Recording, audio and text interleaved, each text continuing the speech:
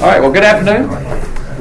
Thank everybody for coming. I'm Bill Holman, work at the Nicholas Institute, and it's my pleasure to introduce Jon Scholl, the president of the American Farmland Trust. John participated in a Clean Water Act conference that the Nicholas Institute and the Johnson Foundation Water Environment Federation hosted last fall. I've really enjoyed meeting him, learning about his perspective on conservation on private lands, and we've got to get him to come to Duke and meet with our faculty and staff and students. So, and he came. Yes. So take it away, John. Okay, well, thank you very much for the introduction. I'm really delighted to have the chance to be here and to have a chance to visit with you.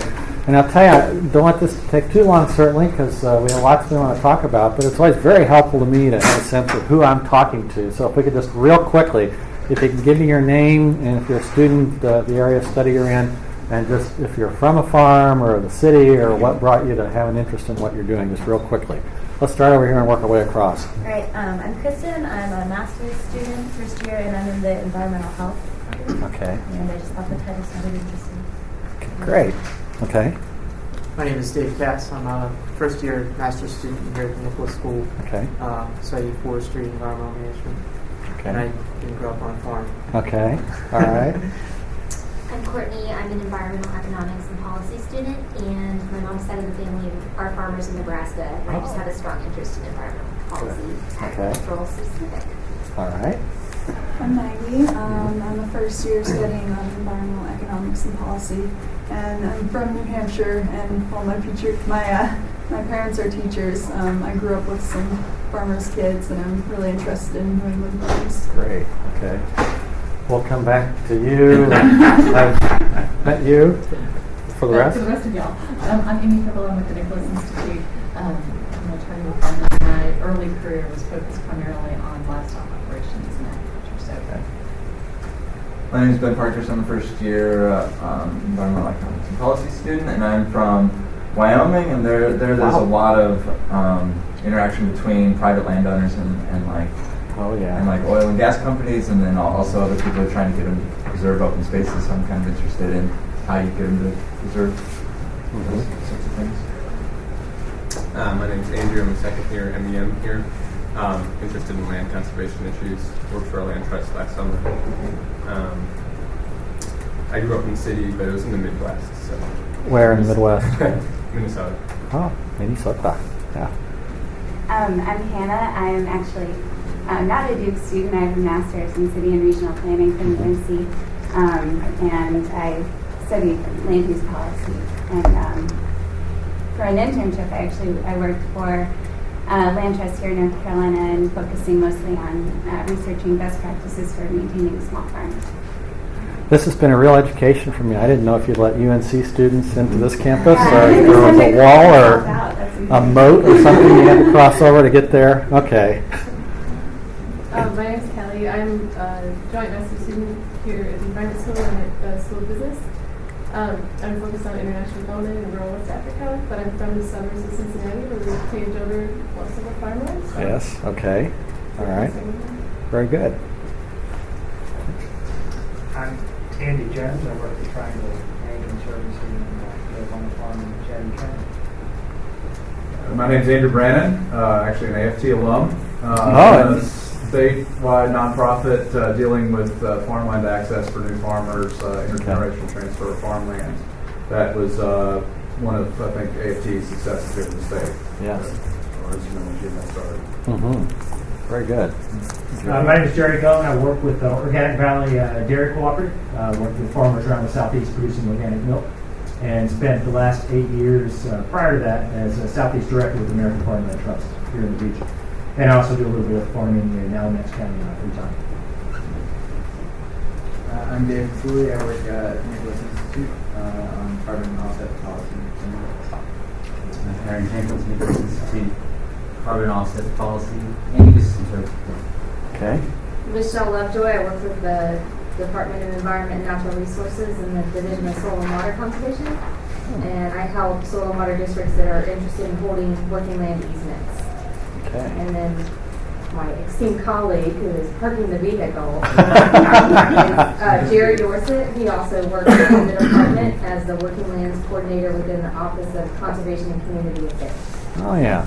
Well, very good. That's very helpful to me to have a sense of where you're coming from and what your interests are. And one of the things I certainly appreciate about these kinds of opportunities is I feel like I probably learn more than I can teach you, so the dialogue is very helpful to me in the work that I do.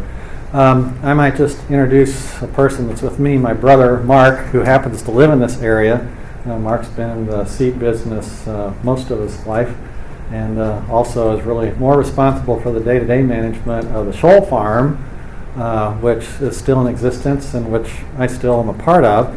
I have my permanent residence back in Illinois, and Mark is very much involved not only as a landowner as I am, but also in day-to-day management. And being close by, I wanted to make sure he could come along today and participate as well. So, a few things I want to do here is, first of all, when I talk to student groups, usually one of the questions that comes up is, how'd you get where you are, and how do you get a job? All right? That seems to be the most relevant issue that everybody wants to hear, and I don't know if I can help with that too much. I'd love to be able to hire everybody at AFT, but that doesn't work, obviously. But I do want to talk about that just a little bit. I want to tell you a little bit about the American Farmland Trust and what we do and how I think we fill a little bit of a niche in agriculture that I think is important and maybe a little bit unique. And then I also want to talk about some of the issues that we're engaged in, issues that I think certainly will be of interest and of concern to you.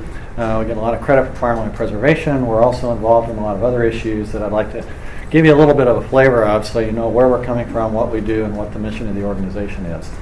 As I've indicated, very much have a farm background, still involved in a family farm in central Illinois. It's a corn and soybean operation. In a lot of ways, I don't think I've gone very far from where I started. I live about 2.5 miles now from where Mark and I grew up on Route 9 east of Bloomington, Illinois, which is about halfway between Chicago and St. Louis. And always had a very strong interest in policy issues. I was one of those nerds in high school that watched the evening news and read Newsweek, and was real interested in politics and all that kind of stuff, and had the good fortune to start as an intern in my congressman's office, who actually became Secretary of Agriculture later. Ed Madigan was his name. And then basically from there went into work with a farm organization for 25 years, the Illinois Farm Bureau, doing a lot of policy work as well as getting involved in a lot of programs that were important to farmers. After that, don't know if it was a midlife crisis or what it was, I decided it was time to do something a little different and actually had an opportunity to go to Washington, D.C. And for 4 years was the ag counselor to the administrator of US EPA. Now, if you don't think that wasn't a challenge, going from a farm organization working with farmers to going into the heart of EPA, I can tell you it certainly was, because while it was a terrific experience, and certainly would be willing to share more of what I dealt with and what I ran into there, one of the things that was really rewarding was to know that even though there had been a pretty contentious relationship over the years between EPA and agriculture, in many ways we're out for the same things. Our objectives are the same. What we're trying to accomplish is the same: protect the environment and do so, raising ample food, fiber, fuel for our nation. Sometimes we just don't communicate very well. Sometimes we have very different approaches to getting to that outcome, and being able to be part of that process at EPA of figuring out, how can you get these people engaged, how can you get them talking to each other, how can you get to that solution stage, but do it in a way that allows agriculture to continue to be economically viable, was a very important and a very worthwhile discussion to have. So 4 years there in a capacity that I enjoyed, and certainly was very, very challenging. 2 years ago, I went over to the American Farmland Trust as the new president, followed a guy who I know some of you know was there for 23 years. He was president. That doesn't happen very often in Washington. 10 years, I'm no major announcement, but I won't make it for 23 years. Okay? I don't expect to stay that long. But anyway, it was just a terrific opportunity to get engaged in an organization that I think has made a real contribution to really the fundamental element in our society, in our country, that I think has really contributed to a lot of the terrific productivity we have in so many ways, and that's farmland. When you look at not only producing food, but increasingly we're looking at how we power our nation with energy sources, many of which go back to farmland. When you look at environmental services, how do you provide for a clean environment? More and more we're looking back to land, again, to farmland, to some pretty basic fundamental ways in which we can make that contribution to society of having a clean environment that involves farmland. And to be involved in an organization that is really focused on the preservation of farmland, but some other things as well, is a terrific opportunity that I've been very excited to have the chance to be able to fulfill here for almost 2 years now. The American Farmland Trust was begun in 1980. We're celebrating our 30th year. Actually, as I told the group of faculty that I met with a little while ago, it really kind of grew out of the Nature Conservancy. There were some folks on the board of the Nature Conservancy that really were wanting them to focus on working land protection, farmland, lands that were being used for some productive purpose as opposed to just parkland, which is important and good and needing to be preserved. But trying to focus more on how do you protect farmland, how do you use farmland in sustainable ways. And at that time, the way I'm told, TNC chose not necessarily to take that as a strategic focus. So these folks said, fine, we'll start a new organization. And that's really kind of how AFT got started. The mission of the organization has really been to focus on preserving farmland, promoting sound stewardship and agriculture, and helping to ensure the economic viability of agriculture. And I would suggest to you that all three of those together are very important. One of the things I think makes us a little bit unique is the fact that clearly there are a lot of groups that are concerned about stewardship, and there are other groups that are concerned about farmland, but also keeping an eye on economic sustainability is also critically important. It does no good if you're going to lock up a lot of farmland and keep it in farmland if you can't have an economically viable operation on that land when it's done. If farmers aren't economically viable, then of course there's more pressure to sell the land to the highest bidder. There's more likelihood that you're going to take shortcuts in terms of the conservation practices you might apply. So that kind of economic perspective in that is very, very important. I like to think that AFT is a progressive factor in trying to push change in agriculture. We understand that it's not good enough just to oppose and say, no, we don't want to go there. But rather we want to be part of that group that can bridge diverse interests, get people around the table, look at an issue that I'll talk a little more about later, climate change as an example, and say, how can we get engaged in this and bring ideas to the table and be part of a solution? And that's very much something that we take very seriously, is to be a group that can challenge agriculture in a lot of ways, but again, always trying to do so in a way that keeps an eye towards economics of agriculture and the viability of people to be able to run farms and ranches. We have three initiative areas that we're largely focused in. One is clearly farmland protection. We have folks across the country that are working at the state policy level and even at the local policy level to take a look at how can you ensure that farmland isn't needlessly converted. How can you protect that farmland from alternate uses and the economics that sometimes drive those kinds of decisions. And there's a whole host of policy options and tools that have been used, some of which I'm sure some of you folks are probably even much more familiar with than I am. The AFT has been involved with over 30 years in helping the Institute create and see used. The second initiative area is what we call Ag and the Environment. That really relates a lot to the stewardship kind of part of what I was talking about, of what we do. Largely it translates into climate change and water quality issues. And again, I'll touch on that just a little bit more here in a minute. It relates to that part of, okay, if we're protecting the land from conversion, how do we also look at those areas where we protect it in terms of making sure you have sustainable use of that land that maybe isn't necessarily under threat of conversion, it might be, but also is an important component of making sure we have an environmentally sensitive industry. And then the third initiative area that I think sometimes surprises people, but I've certainly learned over the last 2 years, it's very logical, relates to locally grown foods. And I kind of refer to this as kind of the next generation farmland preservation. What we found is, in a lot of areas, especially where you've been successful in protecting farmland, is you come back to those questions of economic viability and what kind of agricultural structure, agricultural system can you put in place that'll help make sure that you can maintain economically viable farms on those farms or on those ranches. And that's really our primary interest in the whole locally grown foods issue. clearly an issue that's really taken on a life of its own. A lot of folks, a lot of groups engaged in that, and something that's got a lot of momentum and has a very clear tie to the fundamental mission of AFT.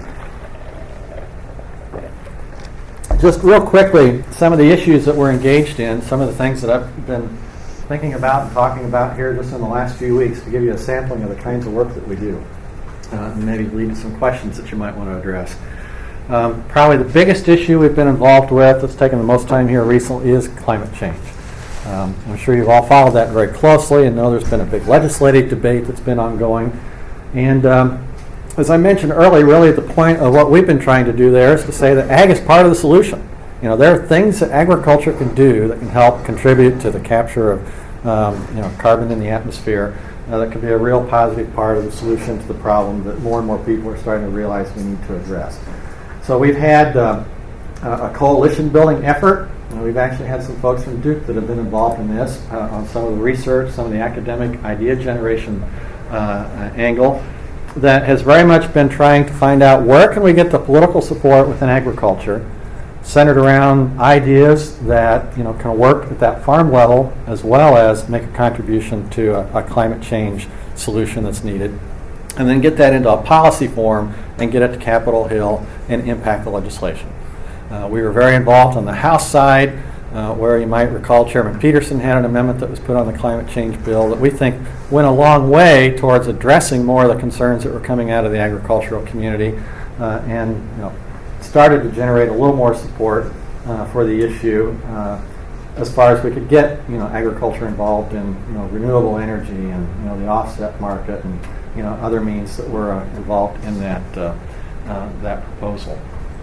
So climate change has been one that I think really is a good model of the kind of work we try to do, again, in terms of bridging interest, generating ideas, getting inserted into a policy process that addresses a critical environmental issue, but also helps to get ag engaged in ways that have good economics involved with it as well. Ecosystem services. We spent a little time with a faculty group here an hour ago talking about the new wave of conservation work that we see coming down the pike. A lot of it's already started, and that really is a means to say how can we apply something at least close to private market principles to conservation, get other sources of funding engaged to helping to drive environmental improvements in agriculture. This is an area that we worked very hard on in the last Farm Bill to get a provision in there to try to focus USDA's attention to this. We have several projects across the country. The biggest one is in the Ohio River Valley, where we're taking a look at how do you scale up these markets to where it can involve more people and get something that is more of a functioning and viable market that, again, drives environmental improvement, but does so in a way that provides also an incentive to farmers from an economic standpoint that causes them to want to bring forward the environmental improvements that agriculture can provide.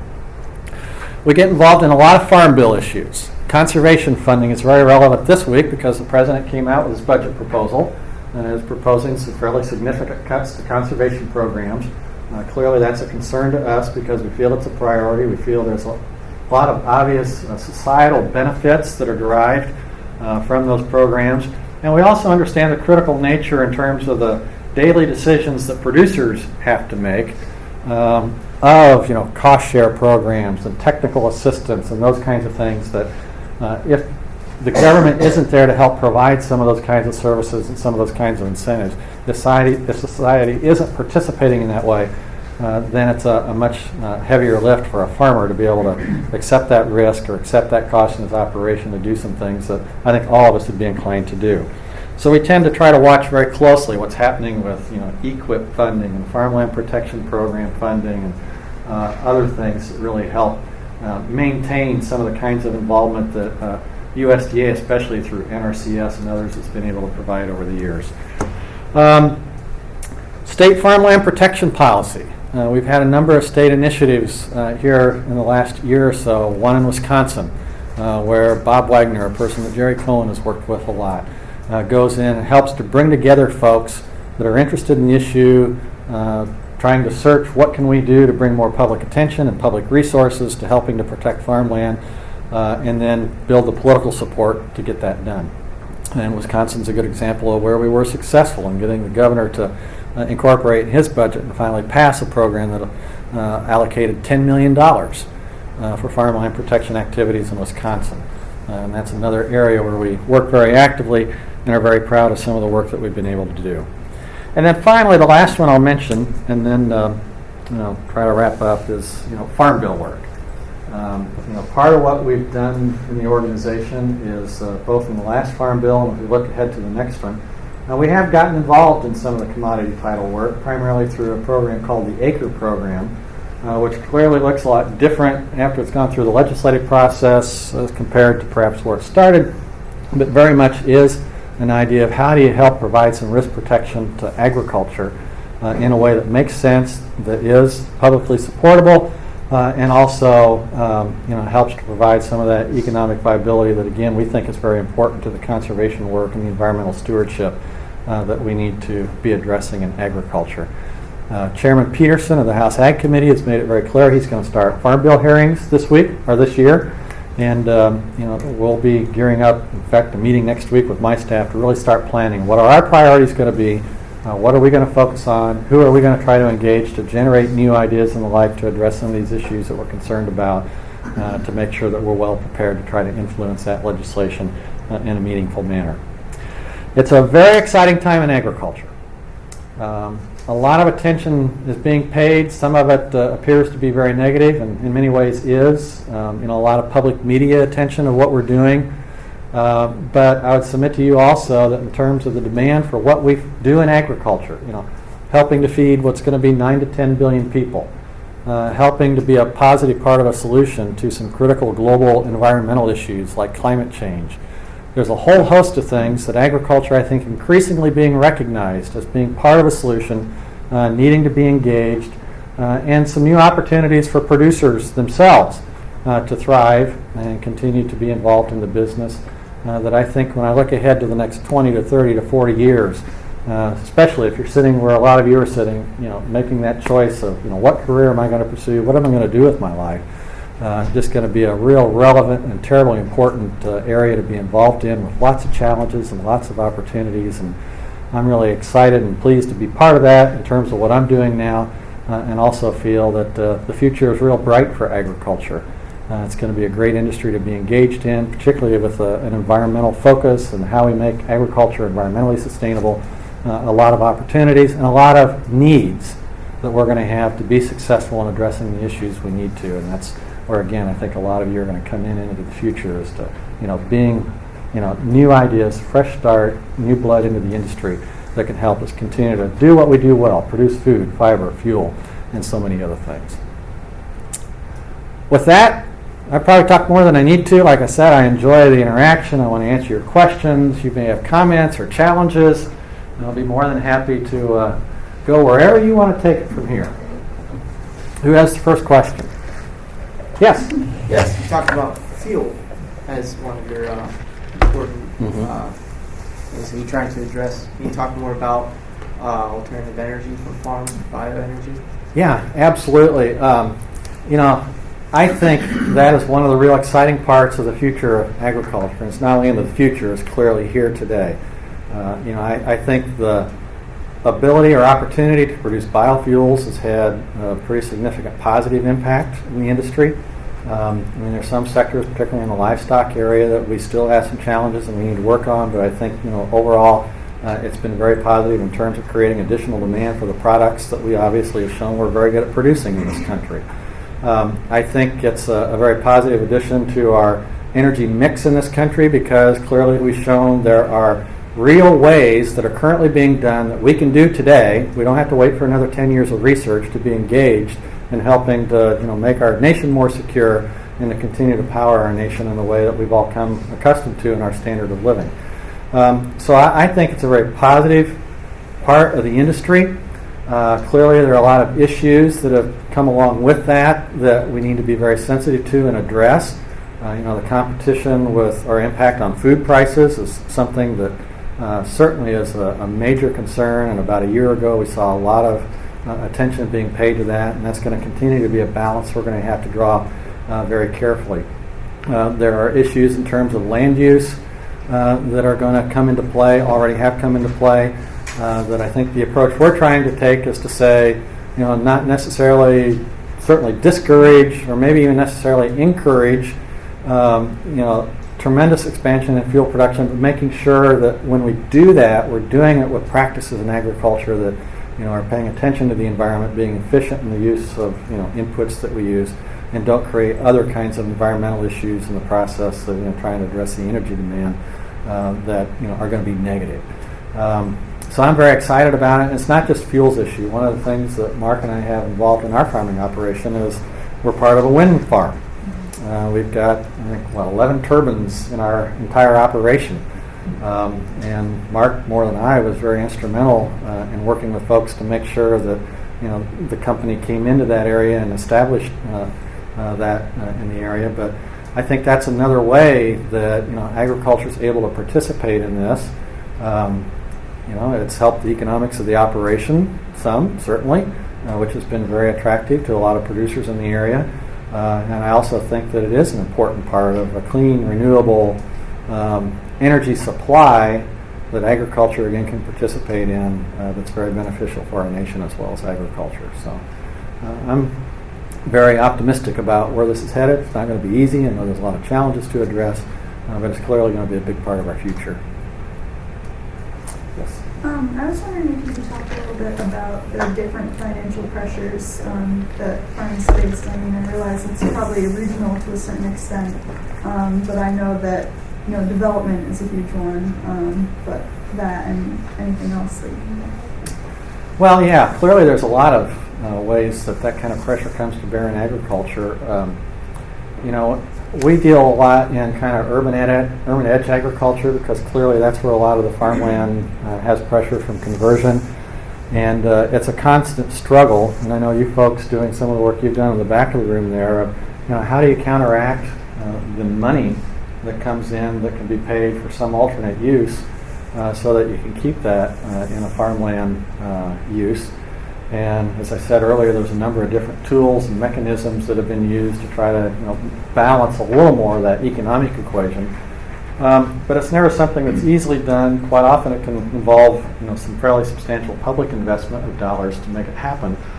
And that's something I'm afraid to say I think we're going to continue to struggle with over the years. Part of what we also deal with is again, in those urban edge kind of agriculture type situations is a way, clearly, the Scholl farm's been able to survive over the years is we've had some flexibility to increase scale, to spread per unit cost of production over a larger base, which some people look at and may not necessarily be comfortable with, but it's part of the economic reality of agriculture. When you're in areas, New England is a good example. You don't have the ability to do that like we might in the Midwest.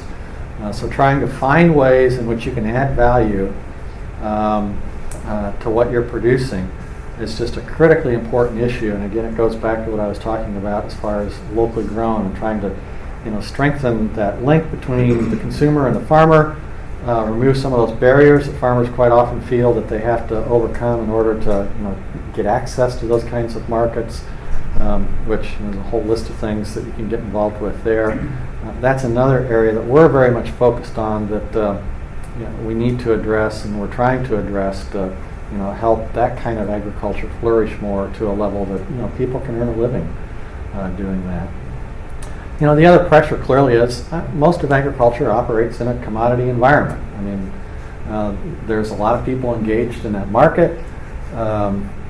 Everybody's trying to be more efficient, and there's a lot in that system that tends to affect prices, usually on the downward way. That you have to be a pretty good manager. You have to know markets pretty well, and you have to watch the decisions that you make very, very carefully. And because in a commodity market you're working on very thin margins generally, that become very, very challenging, particularly in this day and age. Farming is a very sophisticated, expensive business, and those decisions are very critical, and a lot of economic pressure farmers constantly deal with is another thing that we try to think about as we think about climate change and farmland preservation and all these other issues. Next, yes. I'm interested in the the trade-off you see between like highly productive, large-scale operations and the negative consequences of some of the chemicals and antibiotics and things like that that need to be used to achieve that. And I was wondering if you could talk a little bit about sort of that balance there and whether there's a push towards one direction or another that you see coming. Well, I think that's an area where there's a lot of misinformation. I won't deny that, certainly part of the evolution of agriculture and the gains that we've been able to make have been, because we've had some technology, some products that quite often the public has probably seen more or felt more of a negative effect from environmentally or otherwise than maybe I think the reality might actually be. One of the things I think a lot of people maybe don't think about is that, let's take fertilizer, for instance. A lot of people are worried about, well, it's getting into the waters, it's creating a hypoxic zone or whatever. It's not in our economic best interest to over-apply fertilizer. And if we've got too much fertilizer running off the field into streams, that's money lost for us. And I think that there is a strong economic incentive as well as an environmental incentive for producers, especially of the kind that we're familiar with in our part of the country, corn and soybean operations. A lot of people don't really stop to think about or understand as they create this perception of agriculture that maybe is really not being as careful about those things as we need to be. And so I think farmers are always looking for new techniques, new technology that can help them do better. You step into our tractor cab today versus what it was 15 years ago, and you see all this high-tech equipment that's allowing us to be very precise in ways that we haven't been in the past. We had a good discussion at lunch today about how when our fertilizer applicator goes across the field, it may be one rate at one spot and a higher rate at another. Because soil testing and the science that we have involved in the operation allows us to be much more precise and make sure that what we're putting down is being utilized. So I think again I would say clearly legitimate concerns. Problems have been created in some places, but I also think a lot more progress has been made, and certainly we have things that are coming into play with that kind of larger scale commercial agriculture that. Is doing a lot more to not only help protect against the environmental harm that some people may think could come, but also to help us deal with economic issues that really, in a lot of ways, are kind of hand in glove and working in the same direction. I welcome any other comments people want to make. We can make this a discussion, but yeah. Regarding the ACRE program? Yeah. I don't know much about it. I was doing some reading on it.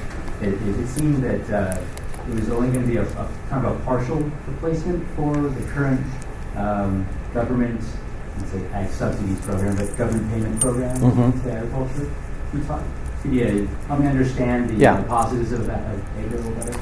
Well, yeah, and this is one too. Mark's been much more involved in some of the details of sign up and the like and whatnot, and feel free to jump in. But I think the idea there is to find an alternative means that has a revenue-based focus that really is aimed more at how do you help farmers right through those times when their revenues fall below a certain level. Maybe it's because of weather problems, or maybe it's a market problem, operating in a global marketplace. Whatever it is, I think we feel, and increasingly more and more people are feeling, that that kind of revenue basis is a much more legitimate means and a much more supportable means on the part of the public to support agriculture. And I think in addition to that, it is a bit of an experiment. Certainly it's not something that you didn't see wholesale change in the last farm policy debate that moved all the programs to that area. I don't think that's terribly surprising. I learned a long time ago farm policy evolves. It's not revolutionary. And clearly the program that came out looks different in many ways than what AFT originally proposed, along with the National Corn Growers. And that was part of the political process, that evolution of the ideas that went through to final passage.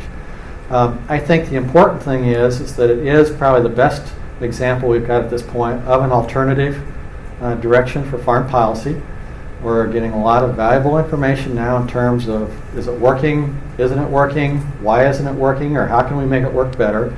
And I think you're going to continue to see, as we go into this next round of farm policy debate, people continue to focus certainly on that concept, if not the program as it's currently constructed, as a means of really trying to provide some of that risk protection, public support to agriculture that I think by and large a lot of people still understand there's a need to provide for effective food production and all the other things agriculture can provide. So to be a farm operator could basically opt to do acre or do the more standard commodities program. Is that correct? And so so far, what are you seeing in terms of participation, people actually switching over to the acre program? Well, I think in terms of the overall number of people, yes, it is. You sign up for one and you basically forego payments of the other sort that the traditional commodity program payments or programs provided. I believe it was like 66,000 producers ended up signing up to the program, which is a relatively small number in the overall universe of folks that get engaged in farm program payments. But again, I think it's something new. I think a lot of people, a lot of farmers are looking at it, and of course they're doing all their economic calculations to figure out what's going to be or return more to my operation, which can vary greatly from one area to the next. But by and large, I think they're also kind of sitting and waiting to see where's this really going to go, how's it going to work for folks, and what can we learn from that before they make that commitment. I would say, just from signing up for it and utilizing it, I would say most farmers as a whole would just assume, commercial grain farmers for sure, not have the farm program, the direct subsidies and stuff. What that has been built on is food security, basically. And that was the Food Security Act of 1949, really is what was built as. What we really need is better tools for risk management. To kind of go back to your question, what's the greatest economic problem with production today we have is volatility. And volatility and the swing in this business has gotten where it's so wide that it can just whipsaw you one way or the other. Like in the last year, 2 years ago I paid $300 a ton for nitrogen. Last year I paid $1,000. That was in 1 year. This year it's back down to $500. Your potash and phosphate for $200 went up to $1,200, back down. Corn went to $7, back to $3. And trying to mitigate that brings you to how do you have systems and programs that you can have some kind of risk management tool that helps you with that. Acre is kind of like one of them. We have the crop insurance. To give you an idea, I've been in farming 30 years. I've gone through 3 droughts. I've had it every year. I've had a cap policy, and I've got it paid once. So you can tell it's kind of like, and you might ask, why are you still in it? Which is probably a real good question, because I'm always worried about the calamity, But we need more tools. The other one is, you hear the things about derivatives, options, and stuff like that, kind of a dirty word. But if we didn't have option strategies and stuff to not have to be at the futures market when the corn goes up $5 and you got to put out $1 million to cover your farm's grain that year, which the banker won't give you anyway. If you didn't have those programs, you wouldn't be in business. So, acre, I'm doing the calculations right now. It's debatable whether it's going to pass anything this year much against what we gave up. But I think the reality of it is what he's talking about is under these budget pressures and everything else, the federal farm program is going to change, and you better start figuring out how to utilize some of these tools to get yourself covered. And how do we go into programs in the future instead of you as a consuming public saying there's a direct payment? It's something that in some years it might make money just like any other insurance program, and how do you make one that's relevant? So when you're talking about volatility, you're speaking about both in your input prices and what you get for your crops. Yeah. The thing that everyone's talked about ethanol, being the food price thing, I would tell all of you, one thing to remember is the bigger move in the grain markets over the last couple of years has been China. And what you're going to have to be dealing with is they're doubling their sow herd. They're going to double the U.S. sow herd in 5 years. Think about that. Double the U.S. sow herd in 5 years. Do you understand what I just said? They went from 10% of U.S. exports of beans to 55% in 2 years. Why? We got pigs. So what's happening now is you're bidding on a global marketplace, and that baby's flying like this and like this. And so you got the price moving against protein for edible protein on the hoof. And you got biofuels you got this demand coming and going, and it's moving like that. And then on the other side, South America has been growing crops based on no fertilizer because they were tearing down the rainforest. They've done that for about 10 years. They're running out of fertilizer in the soil, so now they're competing for potash and nitrogen, phosphates, and all of that. So what we in the U.S. now have is a situation of our inputs going wham, and then you got the prices going like this. But how do you sit there and manage that, arbitrage it, and then you hope it doesn't get too hot in July? You had your hand up? With the impending doom of a cap and trade bill in the near future, what institution do you think the offset market will develop out of? Like, do you think it'll be EPA regulation, or maybe voluntary markets, or like statewide or regional markets, or like what do you, as an organization, think it'll come from? Well, I think it's a very good question. I think that's very relevant in terms of what people are looking at now, because so much attention has been focused on the cap and trade program, and what is the U.S. Congress going to do that people have really been gearing up and expecting that something could come out of that. And part of what we've got to do now, I think, is really kind of take a step back and say, what is the next step? Where do we help to try to drive this thing? I think the international opportunity probably is going to have as much influence on it as anything, because there are clearly some other countries, particularly in Europe, that are much farther down the pike in terms of helping to create some of those market opportunities that I think eventually is going to have an impact clearly on the United States, and that we will have people even here that might be able to participate in markets that are really being constructed or playing out elsewhere. But beyond that, I think it's very much an open question. And I think one of the things we're going to be doing is taking a look at where do we have opportunities to impact the climate change issue. Farm policy is going to be one piece of that. Something that may come about yet this year is energy policy, and figuring out how you can continue to address the problem that we're all seeking to address, but to do so in a way that doesn't raise the specter of the environmental doom that some paint with a cap and trade program. Is really, I think, where Congress is kind of sitting right now and trying to make some decisions as to, where do you pluck those pieces out, what can you get political support to do, and what does that do in terms of helping to move us towards this, big objective of reducing greenhouse gas emissions. Yes? You hear some pretty dire numbers about the amount of loss of farmland every year or every 10 years or something like that. And I'm curious where you think that number is going. And what are your primary tools to work on that? Well, I guess as president of the American Farmland Trust, I have to say that clearly we hope we're going to continue to fight this battle, and we're going to win, and we're going to get the kind of public appreciation for farmland that we need to help people start making wiser decisions about development and smart growth and all those kinds of things that impact that. But I think the fact of the matter is, we've been in existence 30 years, and I'm pretty sure we're going to be in existence for another 30 years because we're going to have to constantly fight this battle of trying to help people understand and appreciate the value of that resource, and all the other reasons it makes sense for protecting land and making sure that we plan development that does take place wisely. The tools that we use, a lot of them will continue to be the kind of tools we've used in the past. It's going to be locally driven. It's going to be township to county level, state level, certainly, where you hopefully put in the processes that provide incentives, put the policies in place to make sure that the relevant amount of information is being brought to bear as those decisions are made, and that you hopefully utilize land wisely instead of just taking too much south that really in long term you don't want to be doing. There are a number of things that we're doing on a national level that also I think are a little bit good examples of the kind of work that will help us with this. We're very much engaged with USDA in helping to set up a national ag lands study. There was one done in the late 70s, and clearly a lot has changed in the last 20 or 30 years that we think it's time to do another one that is going to look at what are the trends, what are the drivers of those trends, what do we expect to be the impact on a whole host of issues, economics, environment,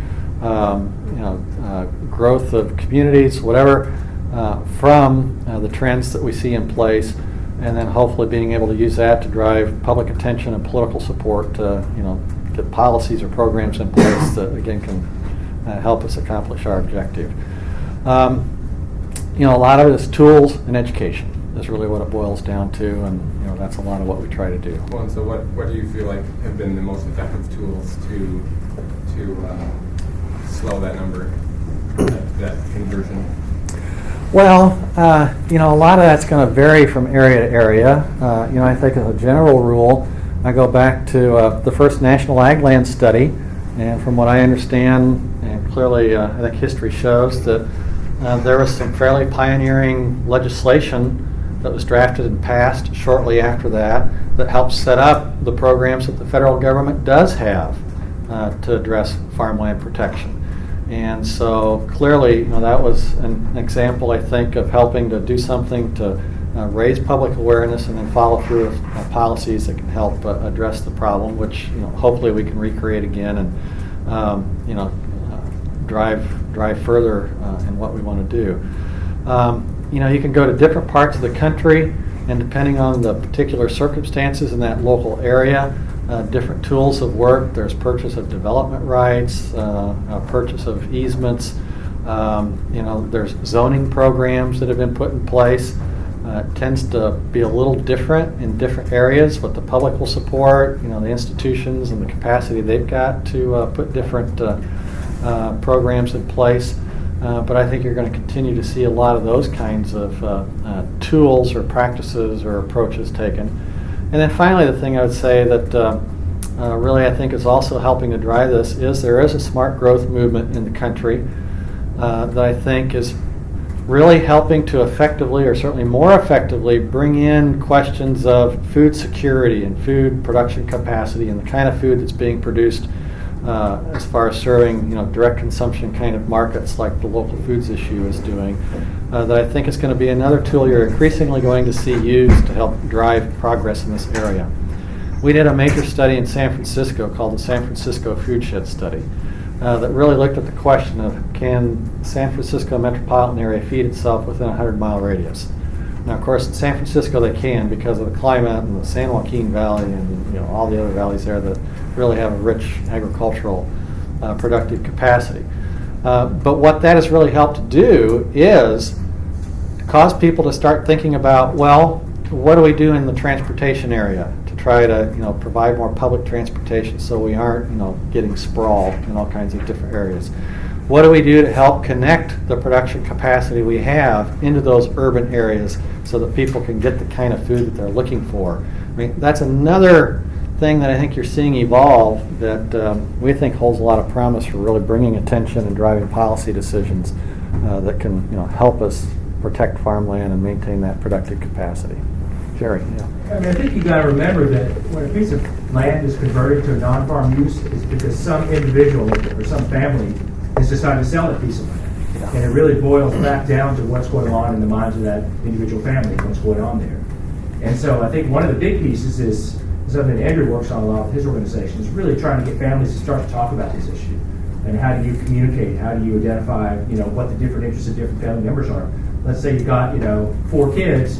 One of them works on the farm, the other 3 live in town. How do you account for the different interests in order to be sure that land remains a farm?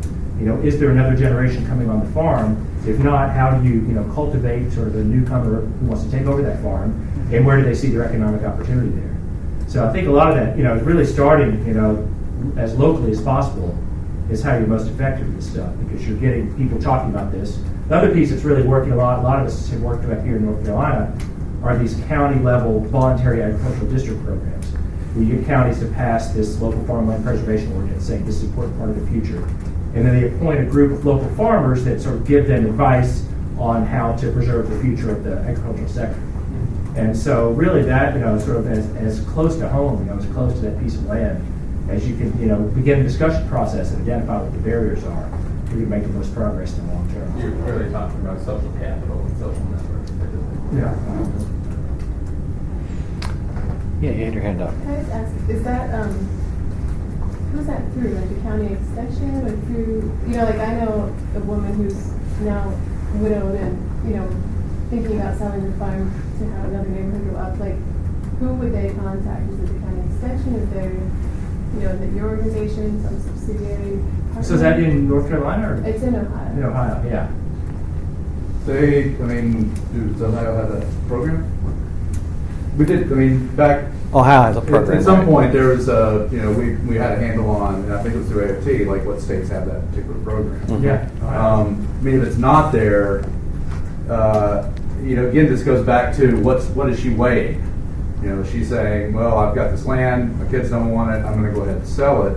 Or is there something inside here that's saying, God, I really hate to see this thing sold for development? And what are her financial needs to survive till death? Who would she go to for that support? So the when you're not Department of sure. Agriculture? Yeah, Department of Ag, as I recall, again, a lot of this was played out just before I came, so I don't have a lot of the details, but I know they had a referendum and they got some money for a farmland protection program. I know the Department of Ag was very engaged, and I would think that would be the primary place to start. Yeah. Which has been cut in Ohio. Right. Land trust. But there should, there is a statewide program, farmland preservation program in Ohio. It's probably, I think it's going to be the Department of Agriculture. I'm just looking for starting points because the area, most people I know there aren't particularly tuned to the issue of urban being citizen. So for what is left, I think maybe knowing where to access those resources, so I wasn't sure. I have a number for you. One of the things that you might want to look for too is we have a farmland information center. You can look it up on the web, or you can access it through the AFT website. And we've got some folks there. Jennifer Dempsey runs that center. She's a repository for a lot of information about what kind of programs are there in different parts of the country. Statistics for farmland conservation, preservation. And then we've also got some staff there. Bob Wagner is up there. Bob is kind of the guy that we parachute into a state when we see an opportunity to help, start to pull some things together to get some sort of program or policy initiative rolling. And so if you look there, I know they've got kind of a state-by-state information source that would give you some information about the program that does exist and who some of the contacts might be. Yes? You're very fortunate in this area to have a very active local food market and local food producers, although they still represent a very small portion of the acreage. But it gives maybe a false sense of how interested people are in local food. And I've actually talked to a local food entrepreneur who said, well, there are really just 5 places in the United States where this is really going on, and it's very confined to those areas. When you travel around, and you mentioned local food, I think it's one of your policy initiatives. Do you really have a sense that it's a broader interest than just, say, the San Francisco area or the Northeast? I absolutely do. And I tell you, I go to Bloomington, Illinois, our hometown, or at least the town that's closest, and they've got a pretty active farmers market. And that's right in the dead heart of corn and soybean country. And I think there's demand for those products. I think there's a lot of work that needs to be done to help more farmers see the opportunity and make a conversion, or to get started in that to where they can learn their way into growing that part of the business. But I think there's a real opportunity to do so. I think there is a heightened concern about our food system and the choices that people are making with the offerings that they have before them. Mrs. Obama clearly is focused on childhood obesity, and I think efforts like that cause people to start thinking more about, well, what are our kids eating? Where do we get those products? What tastes good? And clearly, that kind of fresh local stuff, I think in many ways is superior to what you can find in a lot of grocery store shelves in many instances. So I just see that as a trend that's not going to be reversed. I wouldn't necessarily call it a fad. I expect it to continue to be something that is going to provide opportunity for a lot of people. And it's going to be not always necessarily people already involved in agriculture. One of the things I think is kind of an interesting offshoot of this locally grown movement is an awful lot of the people that I see participating in that are new entrants into agriculture. I gave the example at lunch of a person on my staff in New York. She and her husband both have Masters of Public Health degrees. And of course, obviously Jen has been on our staff helping to raise funds for AFT, but her husband gave up his job, and now they're home on a small acreage, raising chickens on the hillside, and pigs not confined, and some organic crops along with it, and it's going directly into restaurants in New York City. And I think that's good for an industry. It gets new blood, new ideas, and I think that's another part of the opportunity we have in agriculture, is to engage different people and different kinds of production, and maybe what we've really been focused on now, that is meeting something increasingly the public is demanding. I think we'll have time for maybe one more, or okay? Yeah, you're the one that has the plane to catch. So. Yeah. Well, yeah. Truth be known. Yeah, go ahead. You get the last one. Yeah, it was touched upon a little bit, but could you talk about the role or importance of multi-generational farmland preservation as opposed to new blood that you're mentioning and new entrance into farming? Can you talk about what would be your ideal, or? Well, one of the things you hear from a lot of farmers is they want to leave the land better than when they got it. I think you see in agriculture a lot. There has been a lot of multi-generational transfer of the farm. In fact, I think that's one of the challenges that oftentimes farmers and farm families have that people don't appreciate. So that brings a lot of pressure. If you're on a fourth or fifth generation family farm, you don't want to be the one to see it, lost to development, or lost because you couldn't manage the economics well. And so that is very much an integral part of what I think families and farmers feel and think about.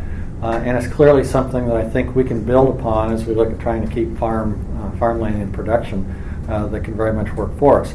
Having said that, it can also be a big challenge, because I think there's also part of that culture and part of the reality we deal with of not necessarily wanting to tie future generations' hands in ways that 100 years from now, 200 years from now may not look real practical or wise. And a lot of it kind of goes back to some things Jerry was kind of commenting about, as far as there's still a real strong private property rights ethic in our society, which clearly has a lot of benefits and is very important. But when it comes to making decisions that really binds land into a use that we certainly feel now is important and will be important into the future, it does present a real challenge. In terms of getting people to do some things that can help further protect it from some other pressures that may be coming, or that they're feeling at this point, that makes some very difficult decisions for them to make as to keeping it in the farm or doing something different. Well, thank you very much for the opportunity. I enjoy this. Wish you all the best of luck.